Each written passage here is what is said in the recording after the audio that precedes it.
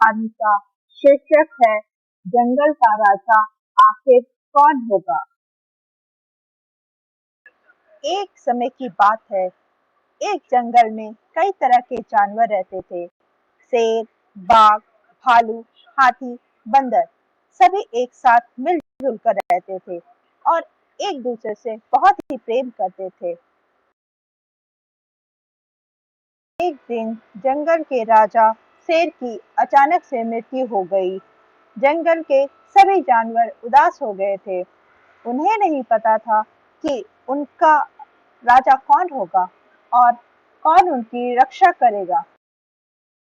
सभी जानवरों ने मिलकर एक सभा बुलाई और यह तय किया कि जो जानवर सबसे ज्यादा शक्तिशाली होगा वही राजा बनेगा। पहला दावेदार बाघ है। वह कहता है कि मैं सबसे शक्तिशाली जानवर हूँ क्योंकि मैं सबसे तेज हूँ। दावेदार भालू था। वह कहता है कि वह सबसे शक्तिशाली जानवर है क्योंकि वह सबसे बड़ा है।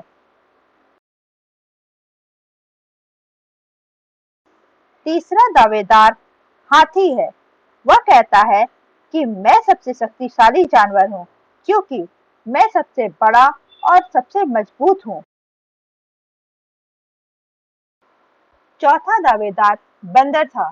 वह कहता है कि वह सबसे शक्तिशाली जानवर है क्योंकि वह सभी जानवरों में से चालाक है। सभी दावेदारों ने अपनी अपनी शक्ति का प्रदर्शन करने में लग गए।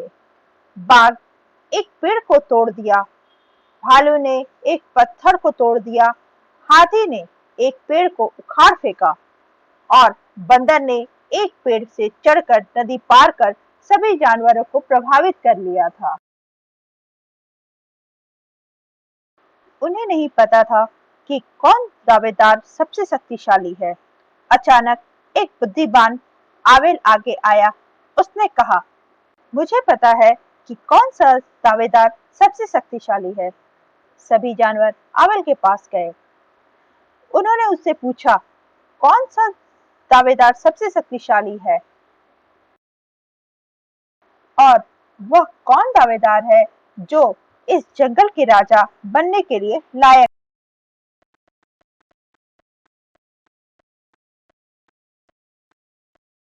एक दूसरे की मदद करता है। सभी जानवर सोचने लगे।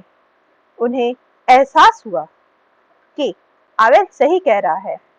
सभी जानवरों ने एक दूसरे का मदद करने के लिए तैयार हो गए और जंगल को उन्होंने साफ किया और एक दूसरे के लिए घर बनाए और साथ ही एक दूसरे के लिए भोजन भी एकत्रित करने का निर्णय।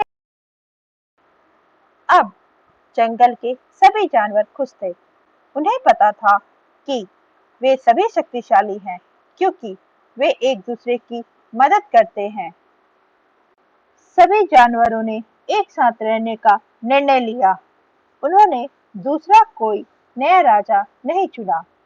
वे एक दूसरे के साथ मिलकर जुलकर रहते थे।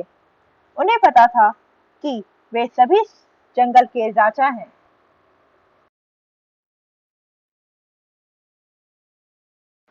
इस कहानी से हमें यही शिक्षा मिलती है कि एकता और सहायता में ही असली शक्ति होती है।